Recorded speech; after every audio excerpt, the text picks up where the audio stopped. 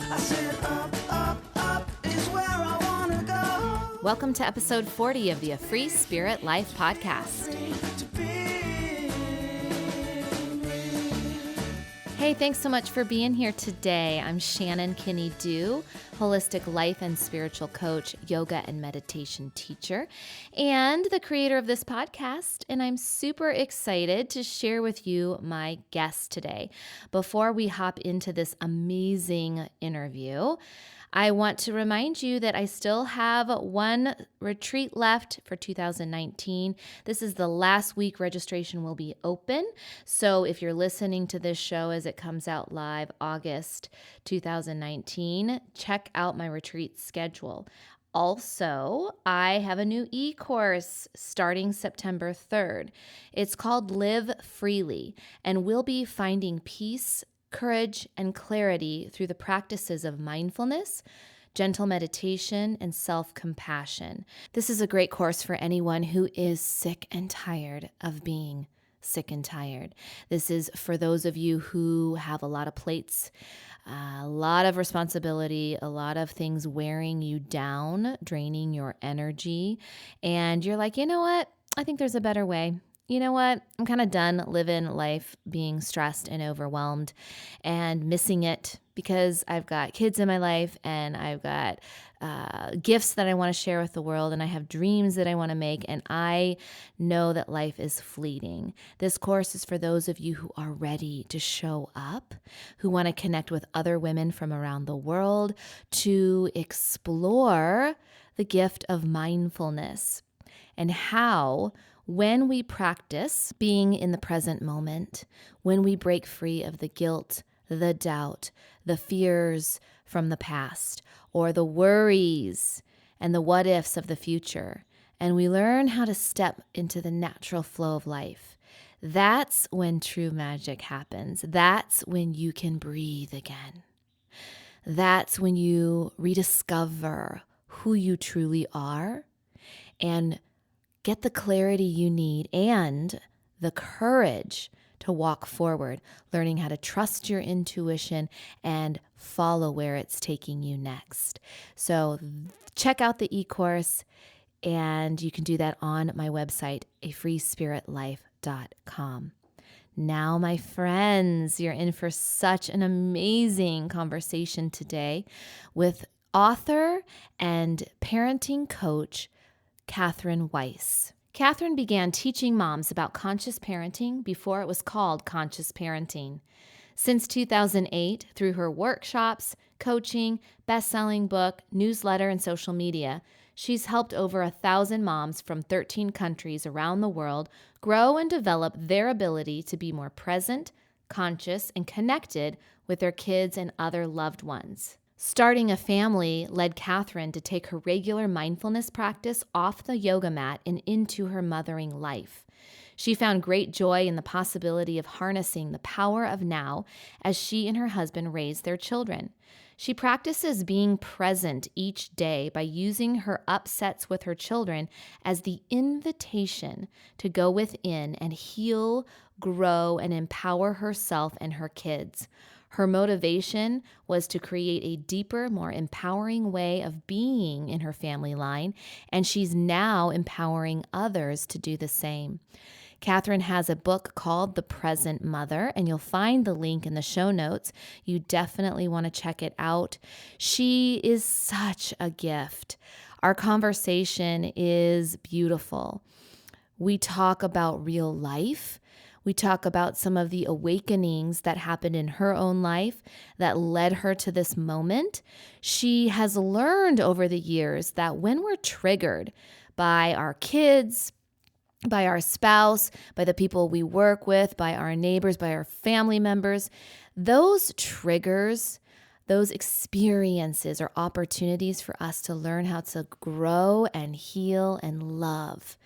And sure, when we're in the midst of it and in the moment, it may not feel that way, but we're going to dive deeply into the conversation of how we can start to breathe and pause and be more present so we can experience the fullness and richness of life without being constantly swallowed up by the things that make us mad and that trigger us and the tantrums and the heaviness and the stress that we all sometimes feel in life.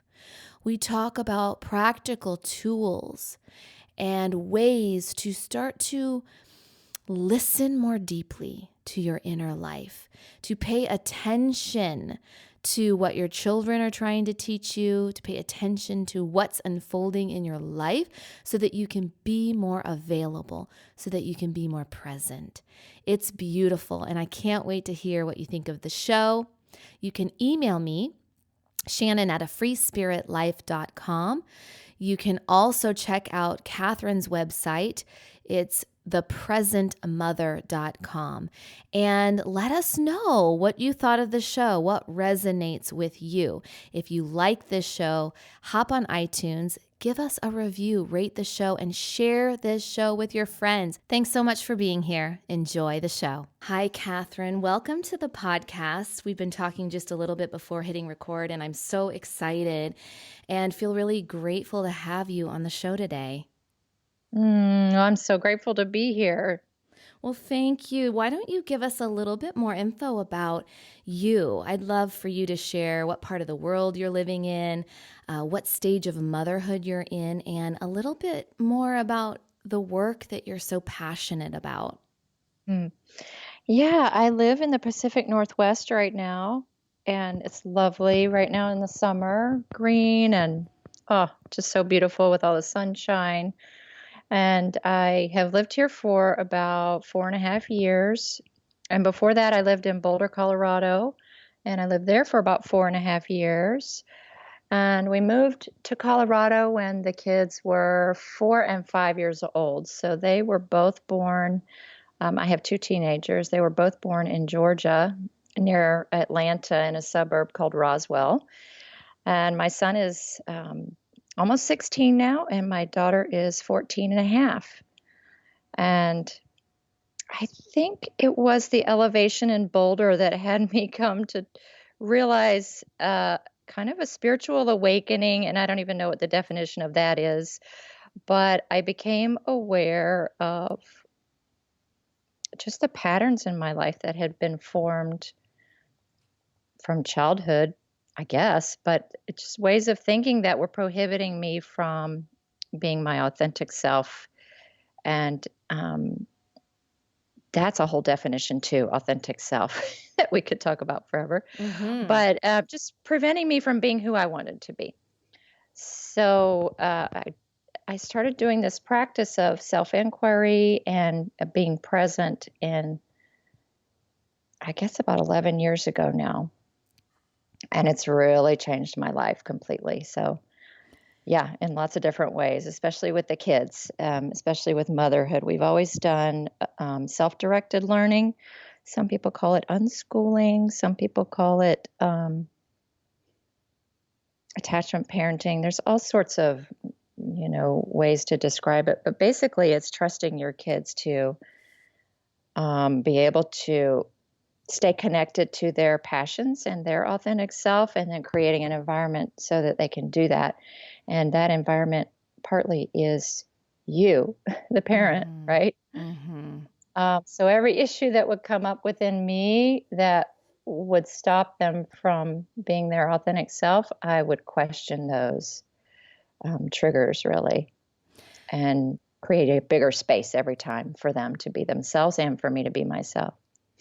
I love that, because I always say that the journey of motherhood for me has been learning how to trust myself and learning how to trust my kids and learning how to trust that my life is unfolding as it needs to. And yet, from my own past, feeling a lot of self-doubt and having to kind of, reconnect to that authentic self that you're talking about, to learn how to not let doubt taint what I'm feeling and what I'm seeing in my kids. And so there's a couple of things that I want to ask in there. But one, why don't we talk a little bit about what your definition is of the authentic self, and also this idea of trusting our children.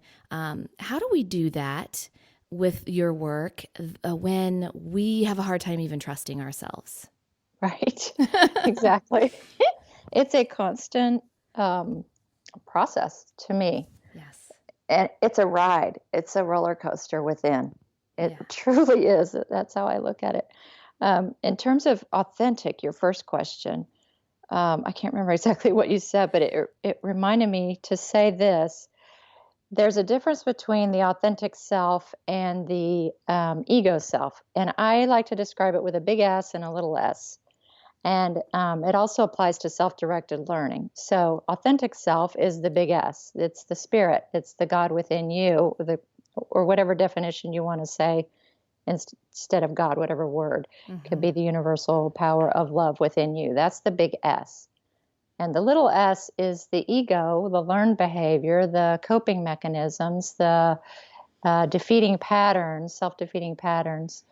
And then that also applies to how I raise my kids, self-directed learning, as in the big S.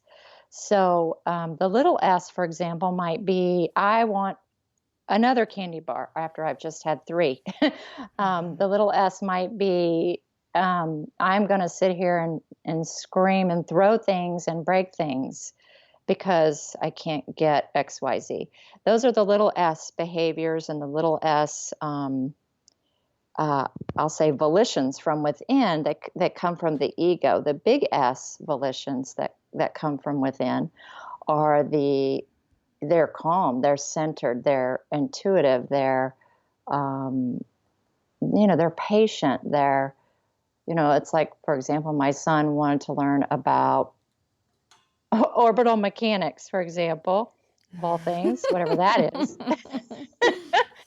So he wanted to, check out 10 books at the library on this one subject. And, if somebody wanted 10 candy bars, you would know that was coming from the little s, right? This is coming from the big S.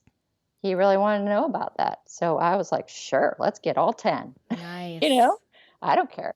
I'm glad you're saying that. I was like, where's she going with this? As I see, I have a library fine again. We can't limit how many books we check out each week. Yeah, 40 is the max, I've learned. Get all 40.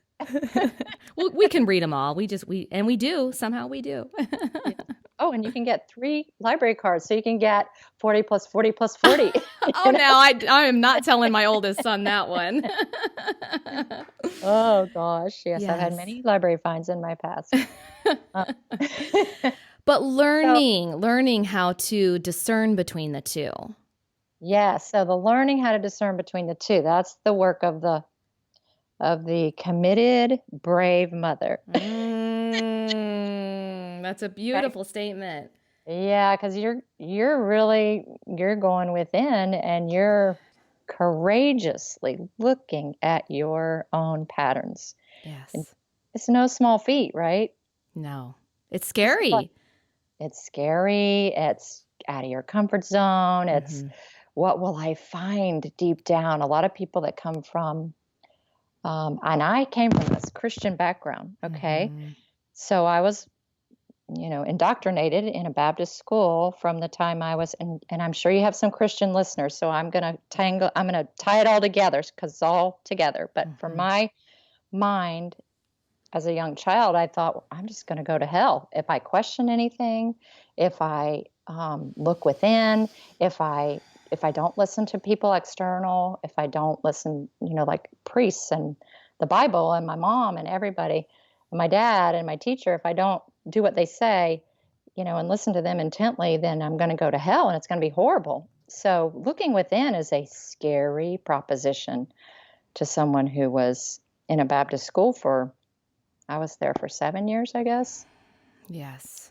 It took me a long time to not be scared to look within because I thought within was, the devil or some horrible person that, had to be meted out in order to be a good child, right? Right.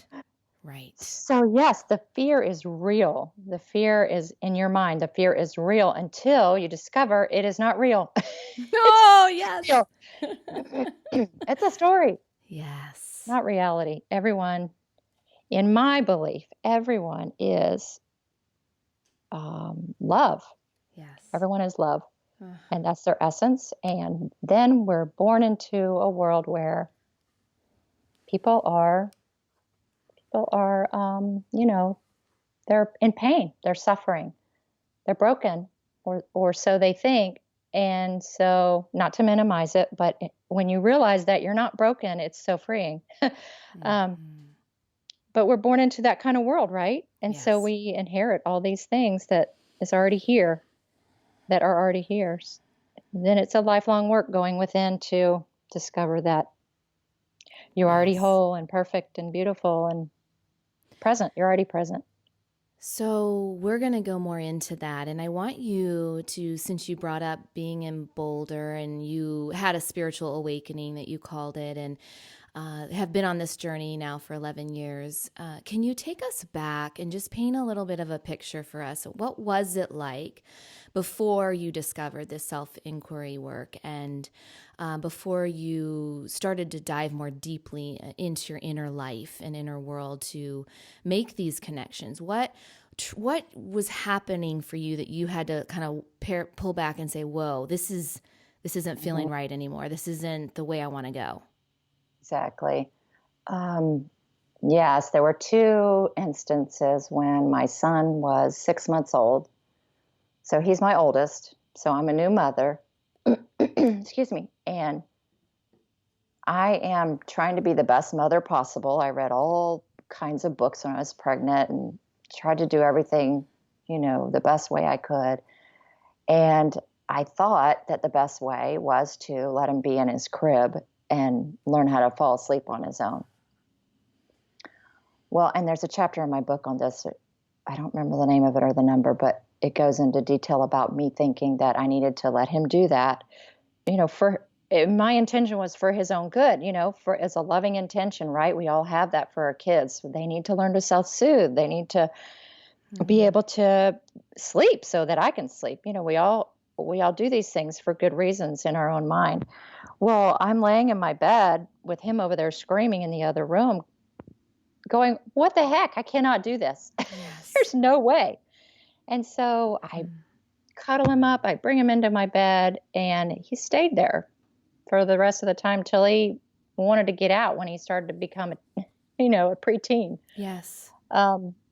And that next day, I started going online and trying to find other moms that were saying the same thing I was saying. I cannot let my baby stay in their crib and cry. And I found the attachment parenting group in North Fulton County in Atlanta. Became best friends with the leader of the group, Stephanie Petters, a wonderful woman. And she and I are still friends. And, I learned everything about attachment parenting through her. So that was the first kind of mothering awakening I had. And then I'll tell you about the spiritual awakening, unless you had a question about that. No, I had the exact same experience when my baby was around 5 months too. So I was the same researcher and I had all the books, and I finally called a friend of mine around 6 months, my first oldest, and I said, "Do you let your child sleep with you?" And they say that it's not good and this and that. And she was a homeschooler at the time of 6 kids, and she's like, "Who are they?" She was so like I love matter of fact, like, "What are you talking?" Like, of course like if they want to. And I was like, that's when I closed the book. I'm like, oh my, that's what was happening. I was looking again outside. Now, not to say that we don't need other things to help influence and know the answer for ourselves, but it's always about what's best and most intuitive for you and your family. And so, yes, my youngest is still in our bed. That's how it's always been. And so I had that same experience. So I just wanted to share that. Yeah. I'm so glad you did. Yeah. Yes. And I think we're not alone. I think it's going through so many mothers' minds. And part of the reason I think it's going through so many more mothers' minds today than in the past is that there's a culture I see that's helping everybody get more in touch with their authentic self and their intuition and their wisdom within. And I think that's what it is wisdom is speaking through us. And I don't want to ignore that ever, ever. Yeah, so, and that's what I love about this presence practice in my book is it helps mothers. It's not a dogma that says you have to sleep with your kids. It's all it's saying Yes. is come to yourself, come back within, and know your true self and know what feels right for you, truly individually for you. That's what it's saying. Yes. Okay, because we're all from different paths. I really don't know how any parenting expert can give any mother any advice. I really don't, because every family is different, every mother is different, every child is different, every father, every home, every financial Mhm. situation, every situation is different. Yes. And I personally believe that every single parent, mother or father, and maybe intuitively more mothers, already know what the best thing is to do with their children, and it's a still small voice, Mhm. and it's snuffed out sometimes. They believe it gets snuffed out by the culture. They believe other people can influence them so much that it snuffs it out. You know what I mean? Oh, yes, absolutely. So we're going to talk about that. Let's get back to your spiritual awakening. Yes. Ooh, they're so exciting and fun, and y'all are going to think I'm crazy, but this is it's funny. It happened with macaroni and cheese.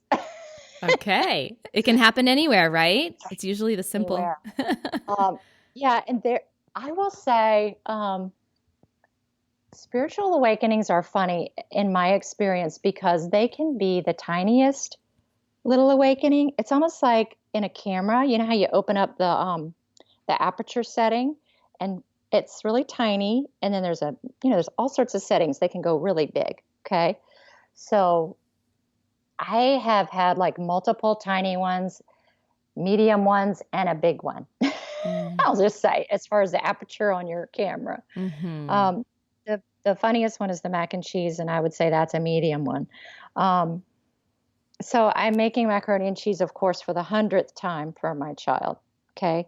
So I'm stirring in the cheese and this and that. Of course, it has to be organic, it has to be gluten free, and all that stuff. Yes. And of course, I tried to stop buying mac and cheese for ages until she Yes. discovered that all her friends have mac and cheese at their house. Yep. So now I'm buying mac and chease. Okay. So that's a whole nother story. And not serving But it in plastic. And yeah, we'll yeah, do another show on that. Okay. subject, yeah. But a lot on um, your mind, to say the least. yes. A lot on every mother's mind as they're stirring the macaroni and cheese. Yes. Um, so I think I had been doing this practice in my book for about 2 years, and I'd been doing it with a partner at in Boulder. So she and I had been partnering up to do inquiry with each other like every other week or so. We'd go on a hike or whatever, and we'd ask each other very direct questions, and then we would, both of us would discover more awareness about our authentic self. So this had been going on for about 2 years. I'm at home stirring the mac and cheese, and all of a sudden, my arm and my hand and the spoon and the mac and cheese and the pot were all connected. I know that sounds really crazy, Mm-hmm. but they were all connected. They were all the same entity. And it's like I merged with the mac and cheese merged with me. So then I kind of opened my eyes and I was like, what is going on? And I sat down on the ottoman in my living room right after because it felt so weird. And then I was like at one with the ottoman as I was sitting down. Mm-hmm. So to me, to me, that was a lot of, and I had also been doing a gratitude journal for a month. I've been doing 10 different gratitudes every morning, what I was grateful for. And so I just had a lot of this inner spirit stuff going on. And it was a experience of being at one with everything in the universe almost, because it kept extending outwards. And after the ottoman and after this realization that it was extending outwards, it went away. Mm. Totally gone. So, yeah, I felt at one with the macaroni and cheese. And did it continue for you to feel that way, or was it what Well, from that that moment? What did you decide to do then? after just giving out the mac and cheese, I just went on with my everyday regular life. Yes. And But yeah, but your perspective changed. How you saw well, things. I always kind of knew we were all one. Yes. Everyone has the essence of the same thing within them. Everyone smiles when they're happy, every single person on the planet. Yeah. So what is that thing at the root that has them smile when they're happy? Well, that thing at their root is what we all have. It's all the Yes. same, you know? But there was another situation that happened, I think, soon after that, 2 weeks or so after that, or a month after that. I was on a hike by myself around this lake, and I was questioning some thoughts. I was doing inquiry in my own mind, questioning my own thoughts. And I had done this a lot. It's really great once you get the pattern and you know how to do it. It's like meditating on your own. You get it, and it really helps. So I'm walking around the lake and I'm questioning a judgment I had about a girlfriend. And I think she was telling me to tell my son to suck it up for something and make him do something that he didn't want to do. Oh, we were going to a farm to get milk or something. And I was forcing him to come. And he's like, no, I'm not coming. I'm not going to come. Oh, no, to go to a play date. And the friend was like, well, you need to tell him to suck it up. And so I had this judgment about my other friend who was a mother because she didn't want to do the rides. She didn't want to pick up people and drop them off. And so she was not being her powerful self and saying, no, I'm not going to do the rides, right? And I'm not going to do the pickups and drop-offs. She was saying, tell your son to get in the car and you do the pickups and drop-offs. And I was saying, well, my son doesn't want to get in the car, so I'm not going to do any pickups or drop-offs. And so she got really mad at me. And so then I was judging her for getting mad at me. Okay, so that's what it was. And then, so I'm questioning that. So in my hike, I realized I turned the whole thing around on myself about, I can't even tell you exactly what it was, but it just made me laugh because I had this awareness that I was judging her. Well, really, I was judging myself. I was judging myself for saying no. I was thinking that I shouldn't have a boundary. I shouldn't say no to people, right? Yes. Because you have to be a people pleaser, right? Especially with your kids and your mom friends and your peer group and all that, and your parents. So this people pleasing thing, I just had enough of. So I was judging her. And then I was like, oh my God, I'm judging myself for saying no still. And I was like, darn it, you know? Yes. But then I just started cracking up and I literally started laughing the whole way around the lake for like 15 minutes because I had seen what I had not seen before. And I don't know if you or anyone has ever had that experience when you're waking up to really reality. When you're waking up, there's a process of seeing things that you'd never seen before. And it's almost like an illusion has been exposed to you, like in a magic trick. Yes. Yes. Yeah, or like a play where the curtains are opening up and you're finally seeing what's behind the curtain. And you laugh because it was there all along and you just feel overjoyed that what you thought, which was causing your suffering, was not even true. Right.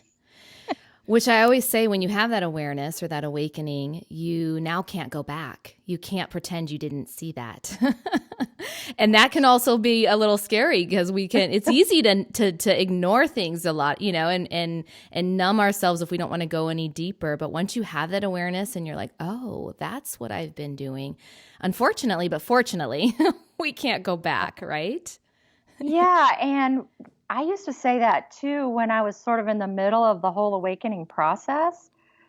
But there comes a time when you open that lens so far that you know the beauty is so much awesomer on the other side. You do not want to go back. Yes, absolutely. So yeah, I felt that way too. Like, oh God, now I'm aware and I can't stop this awareness. And it was a bit of a fear thing, right? Yes. But as you continue on with it, the fear subsides. It gets, you know how some people that have anxiety have this low level of anxiety just undercurrent in their 24/7 in their whole life.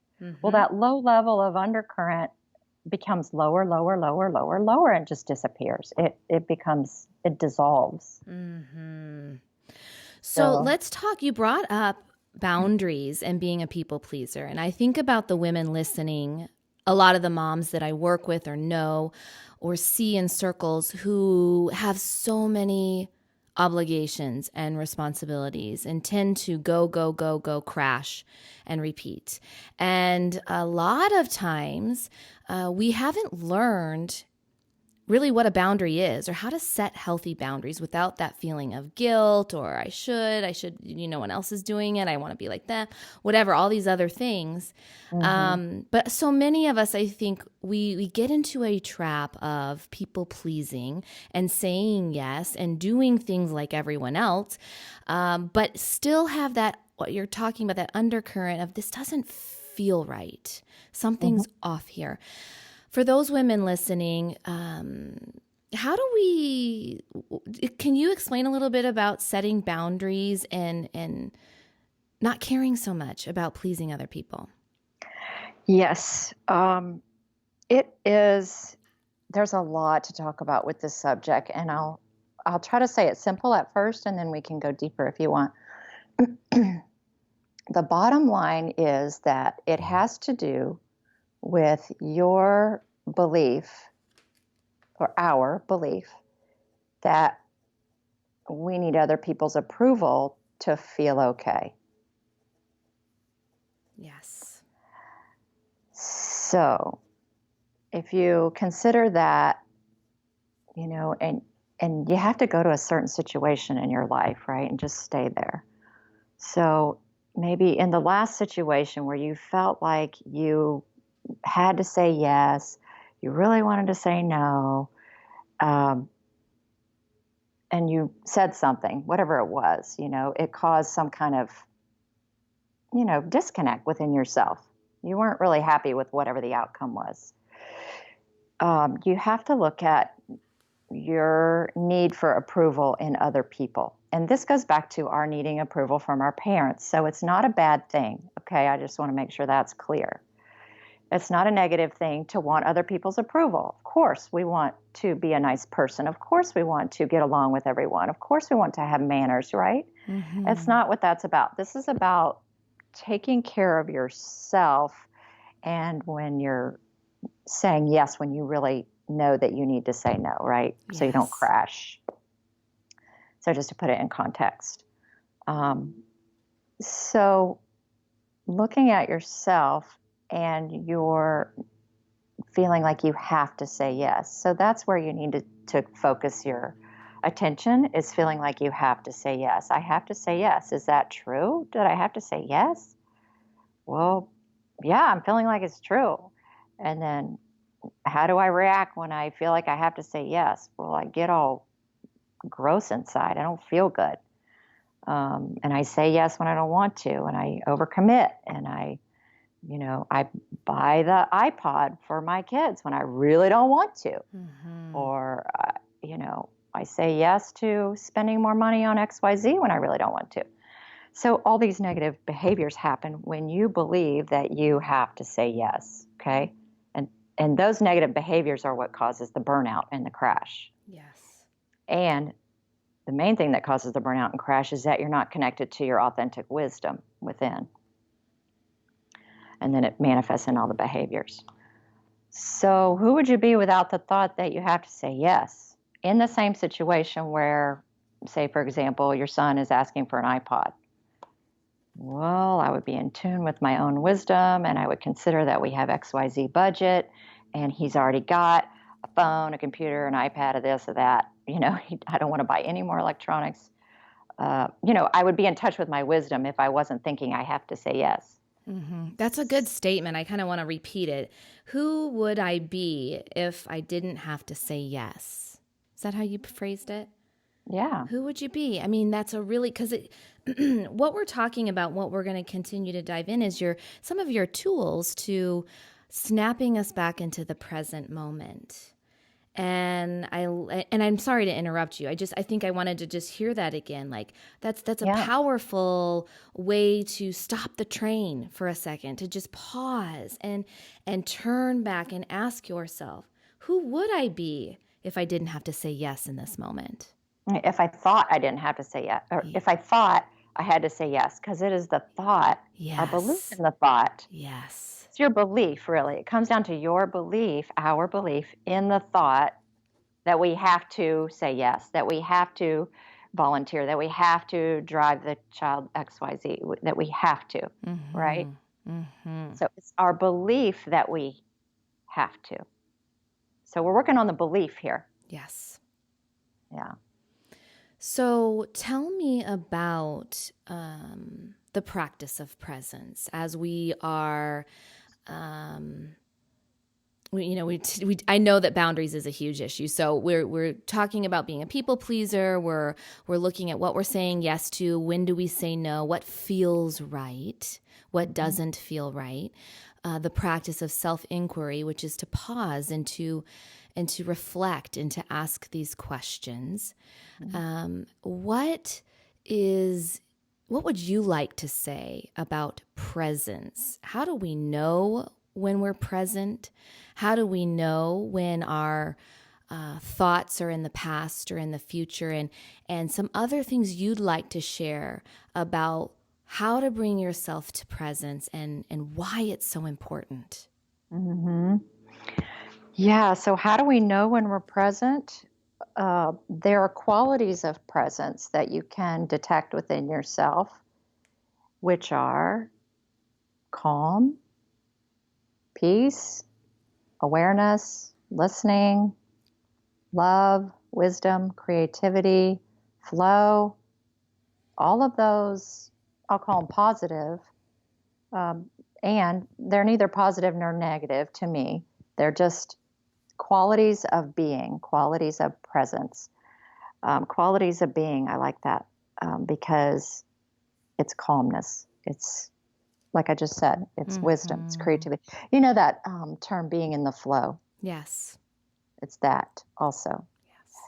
It's being at one with, for instance, your child. If they're upset about something, you can be with the upset without getting triggered. You can just be there and notice it, and you're just the calm, aware presence. Mm-hmm.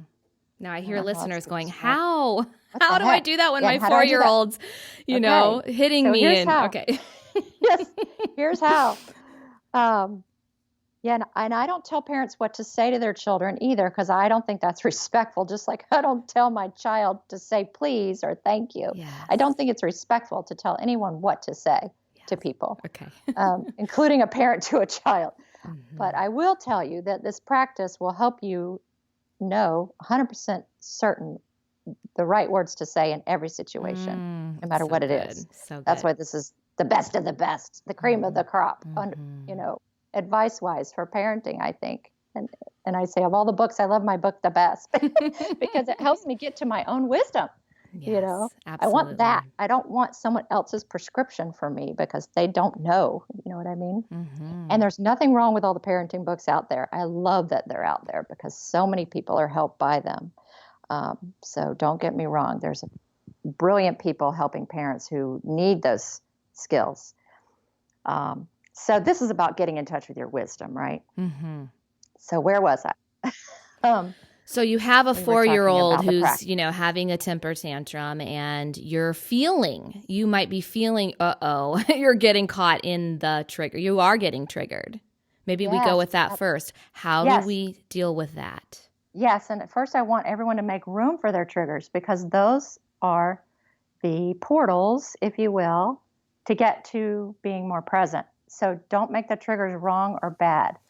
They are part of the whole process. They're there for a reason, and you should treat them like your kids. Well, I saw an They need Instagram attention. post of yours, and I actually wrote it down, so I'm glad you're saying this because it says, thank your child for pushing your buttons, for those are the places where love can grow.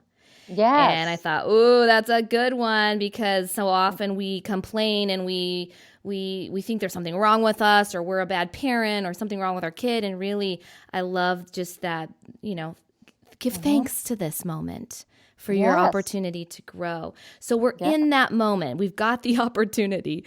I want to talk about two things. One, okay, we're starting to get triggered. What do we Yes. do? Okay. First you say, yay, I'm getting triggered. This is part of my evolution.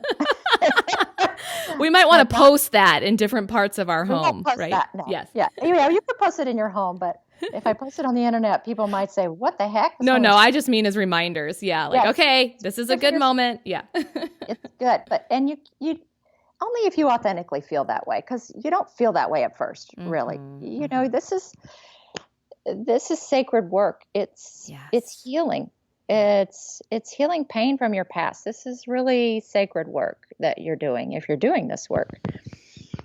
So you're getting triggered and you're getting what's happening. I'll explain what's happening in your mind when you're getting triggered because that'll help with unraveling it.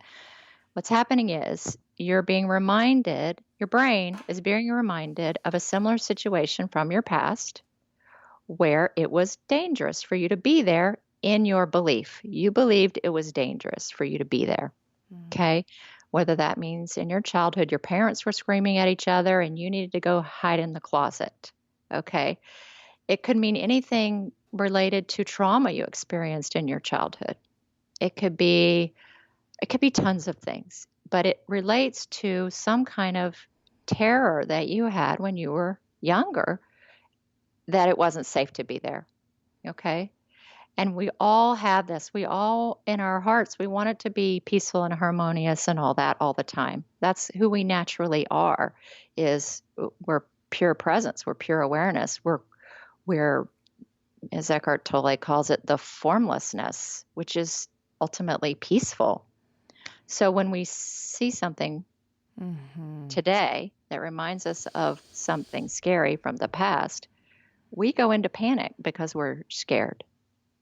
So that's what's happening. So give yourself a lot of love and a lot of, warm hugs and a warm blanket and a cup of tea and be with yourself when those things happen. Not right when they're happening, but after to help you understand what's going on.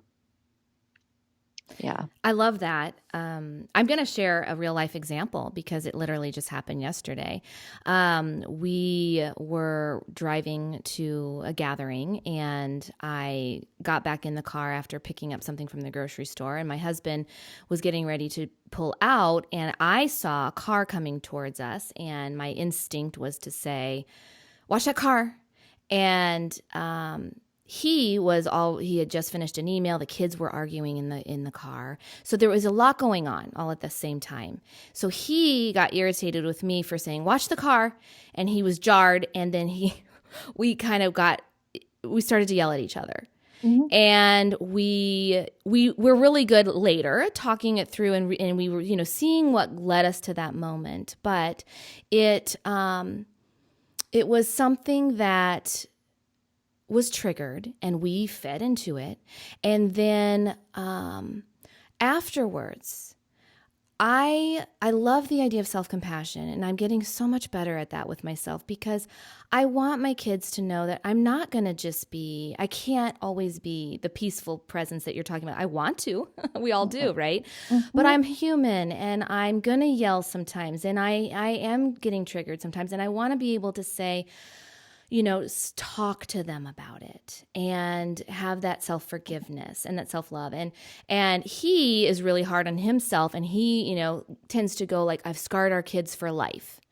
And so I want to talk about how does self-compassion play into this practice so that we can learn about ourselves, but not be hard on ourselves when we get triggered, because we're still going to get triggered.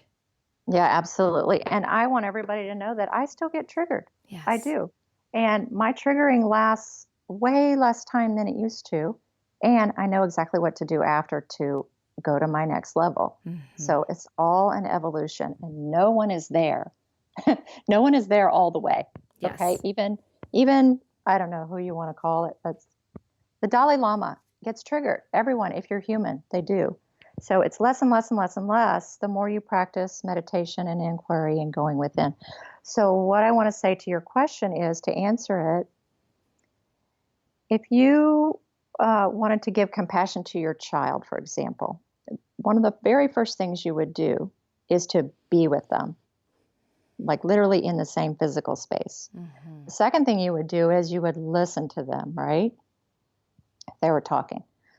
So that's what I invite everybody to do for themselves. Go be by yourself and be with yourself. That's number one.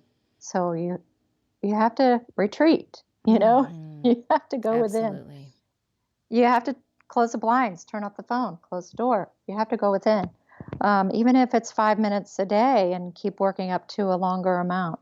The second thing you have to do is listen to yourself. And so you're not just sitting there like a Buddha under a tree, not listening to yourself. When we see Buddha sitting under the tree, we see that visual images of just sitting there. Okay. Well, and I'm not endorsing long hours of meditation either. I'm just saying, listen to yourself. Don't just sit there with yourself, but truly turn within. And the way you can turn within is through the practice that I have in my book for 40 mornings straight.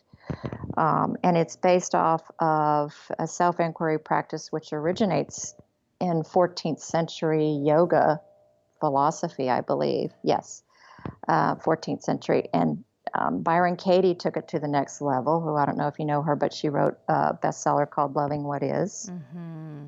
And wonderful book to help you get in touch with yourself and to be with what is at first, and then love what is. Like, be with the trigger at first with inquiry, and then love that you get triggered because it helps you evolve more and it helps you be more of your authentic self.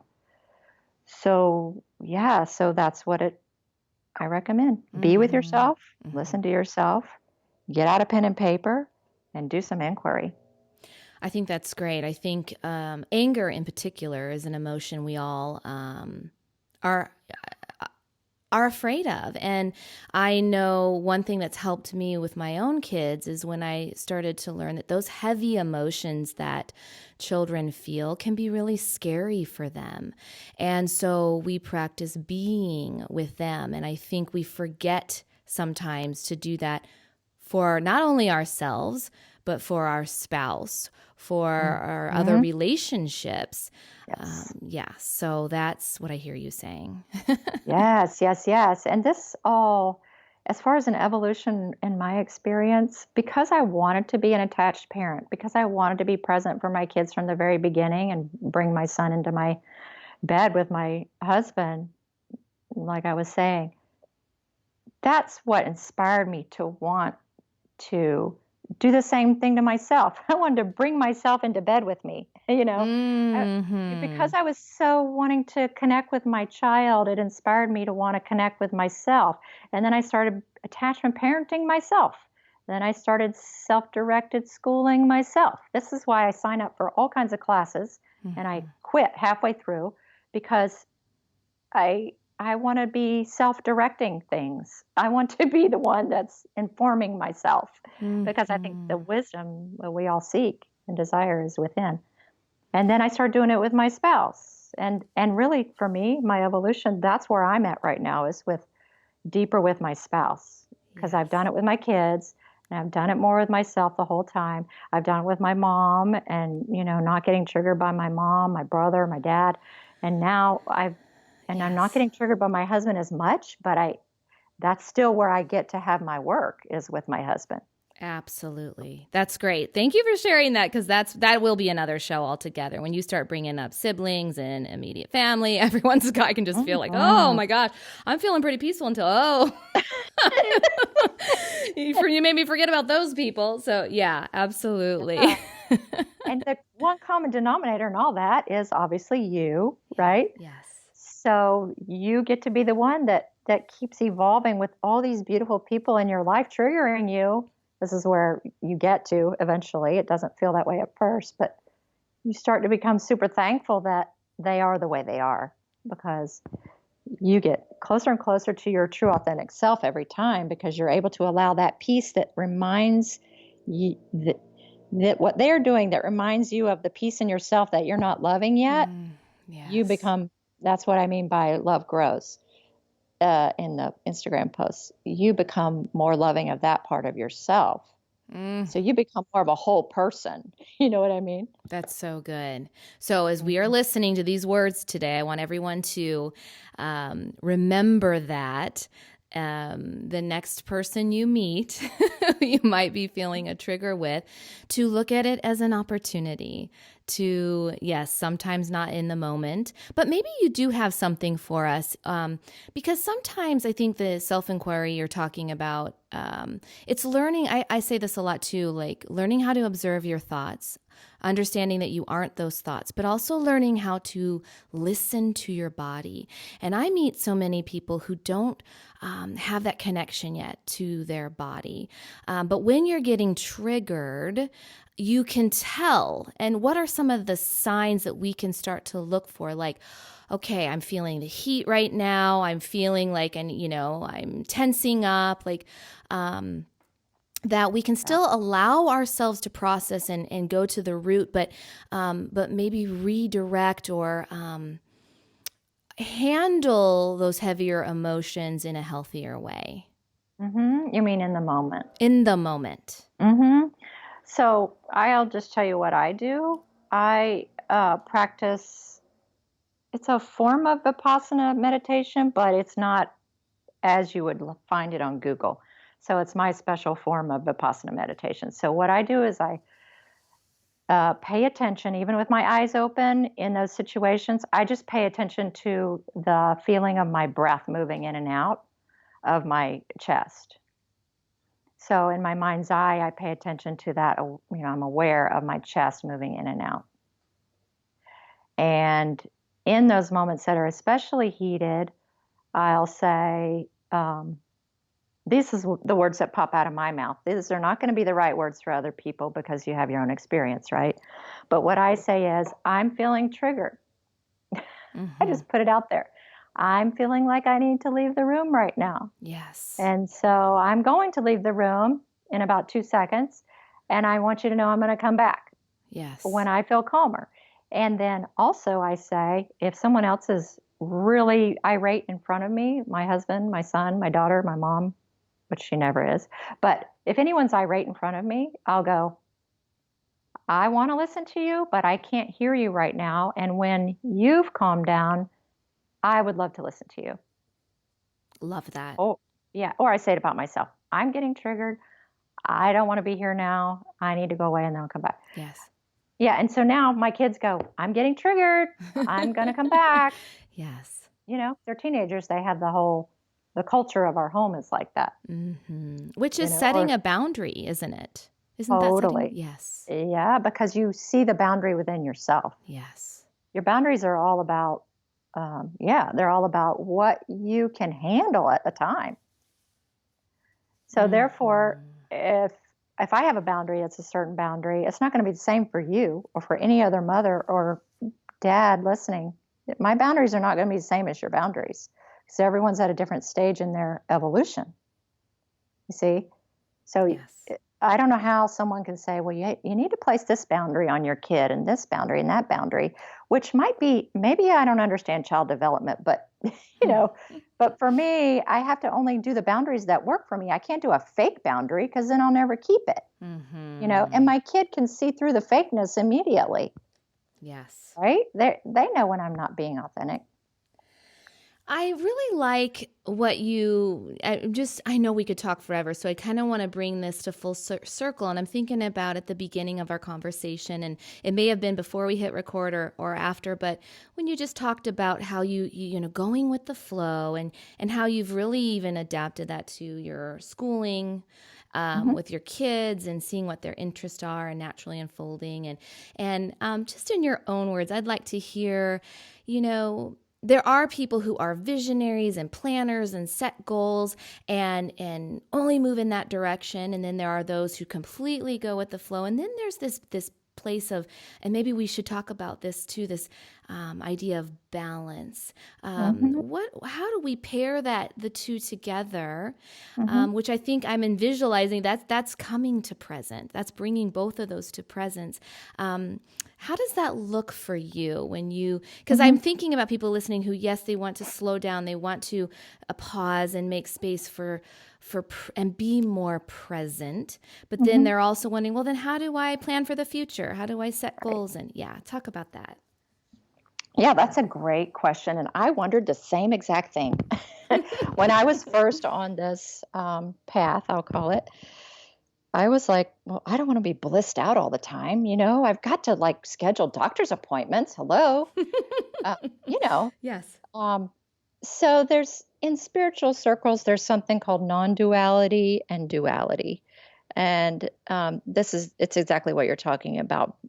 Duality is the world of form, Uh-huh. and non-duality is the world of formlessness, which is how Eckhart Tolle describes it. In Byron Katie's process of the work and in my self-inquiry process, the question, who would you be without the thought, is formless answers, non-duality, the oneness. That's where that comes from. And then the question in my self-inquiry process in the book is, how do you react? So that is your duality. That's your form. How do you react as a person, as a separate being? So it's all about integrating, not balancing to me, is integrating the human with the being. Okay. Love that. Yes. And we've all been raised to be humans. Okay. And our guidance from our parents was, here's how you be a human. Here's how you do this. I say, how you do that. Here's how you do that. No one has ever said, here's how you be a being, because that's not taught in schools, right? And which is why I didn't want my kids enrolled in schools. I wanted to homeschool them because I wanted them to learn about being a being along with being a human. So, as far as my particular journey and their schooling, I was telling you before we got on the call, that I would every fall evaluate different schools to see if there was one that I thought would be great for the kids. And like I said, they're almost 16 and 14 now. So for the first, up till like third grade or fourth grade, I kept looking every fall and I just couldn't find a school that I thought would be supportive of the human and the being, the whole person. Neil Donald Walsh has a book called Conversations with God, where he describes, I think it's the second volume, where he describes an ideal version of schools where they teach honesty and trust and integrity, and they teach peace, and they teach all this stuff. And I thought, oh, I want to sign up for that school. Yes. I'm But still looking for that. Yeah, exactly. So I thought, oh, well, here's a family who's, I'm me and I'm kind of doing this here. So why don't they just stay with me? So along the way, they had homeschool groups and play groups, and, they were interested in the outside world. My daughter more so than my son because she's more extroverted than he is. But at this point in their life, since we've been doing self-directed learning with the big S their whole life, my son is now at I would say, college level computer science, and he's 16, and that's what he wants to major in. He's had multiple businesses. He had an internship when he was 12, I think, where he repaired computers for people with like soldering and everything, rebuilt iPhones and all kinds of computery technology stuff. My daughter has been in like 5 plays and has experimented with being a makeup artist and a dancer, and she's very big into her friends, and she's very emotionally intelligent. She's had a couple tutors tell her that she's emotionally intelligent. So whatever I'm doing apparently is working pretty good. I'm hoping it continues that way. And sometimes they'll say, Mom, you're not a good mom, but XYZ. And I'll go, okay, what do I need to grow now? Like, tell me what's next. Yes. So they wouldn't say I'm a present mother all the time. They would say, you're trying, Mom. But, they're my worst critics, which is great. Yes. Opportunities to learn and grow. Opportunities to learn and grow. Yes. So, and then we also have been lucky enough to hire a great writing tutor. And my kids have, because they're older now, and I didn't force them to learn writing when they were young, they learned 4 grades of writing in about 8 months. And my son has learned like 5 grades of math in about the same amount of time. So, because he's motivated, he wants to learn it now. He knows about the SAT. He knows about graduation. He knows about colleges. He knows about MIT. He has an MIT sweatshirt. He's like, Wow. I don't really know where I'm going to go to college, but I think I need to get a pretty good grade. So when they start getting that old, they start to really realize what they need to be doing. And then they're intrinsically motivated, and then they're going to do well for themselves. Then they're Right. self-disciplined. They're not disciplined by me. They're self-disciplined by the Well, big S. think about what that does as far as freeing up energy. I feel like Yes. it, bringing yourself to this present, connecting to your authentic capital S self, learning how to trust yourself, all this healing work that we're on this journey to do, and what you've now done, passing that on to your children. I mean, think about the energy that's freed up for you. It's why you probably have energy to even write your book and do the work that you do, the energy that they have to put into their interests. So often what I found, and kind of where my healing journey has taken me, is healing a lot of that self-doubt and that insecurity that took 20 years of my attention and energy. Yes. Rediscovering who I was, and that's a lot of, the women that we're talking to right now and who we work with. And there's nothing wrong with that. That's part of our own path. That's part of our journey. But this idea of what's draining us and what's depleting us and where is our energy going? I see it in your family. I see it in this practice of looking within, integrating your inner and outer life. Frees up a lot of energy for the joy that comes from living your life. Yes, it does. So much energy. Yes. So much energy. Like I said, it opens that aperture of the camera to more and more energy too. It's not just because energy is with your authentic self, I believe. So those women who are feeling very depleted and lacking energy, feeling a hint of anxiety, those are signs, are they not, to look within, to practice this work? Oh gosh, yes. Any sign of burnout, any sign of arguments, any sign of suffering at all, any conflict. Yes. Yeah, any just depletion of any kind. Like you said, go, go, go, and then just crash at night, which is what I was doing for so many years.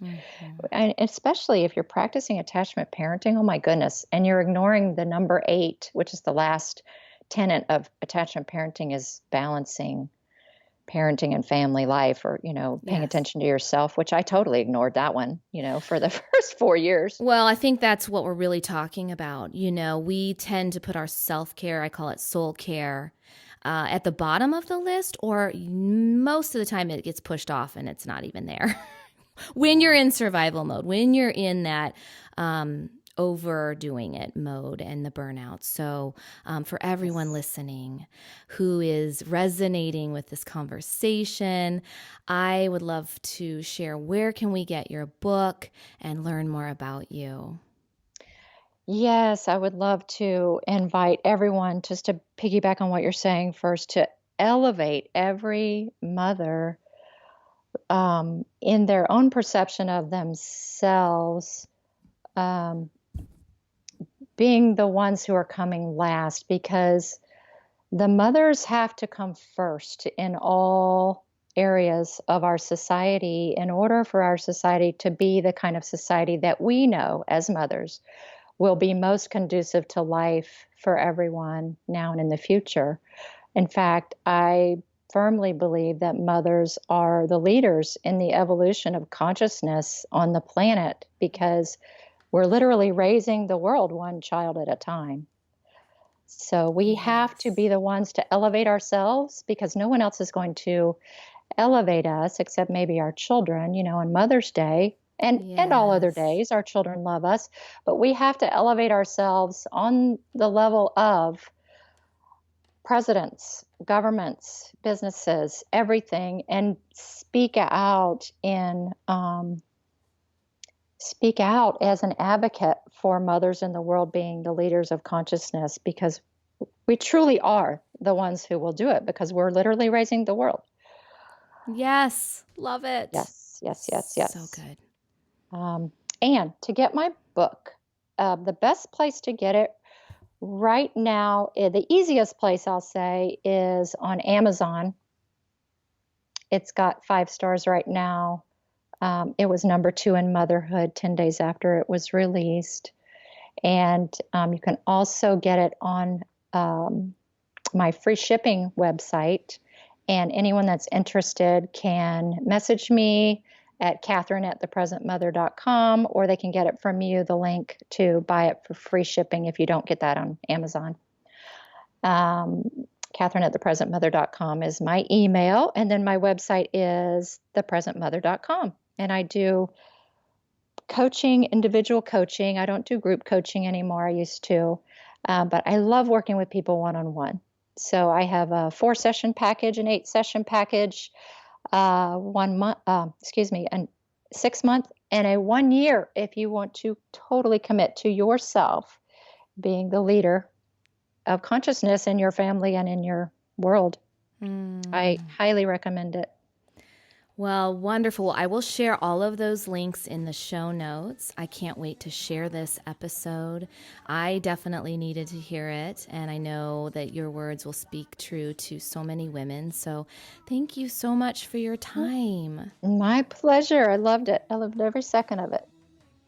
Wasn't that wonderful? I hope you enjoyed it as much as I did. To continue the conversation, find me on Facebook, A Free Spirit Life, or on Instagram with the same name. And definitely check out the website to read the show notes and get to know Catherine better. You can go to her website, thepresentmother.com, and find her on Facebook and Instagram as well. Take good care, be well, and I will see you next time. Listen, 'cause tomorrow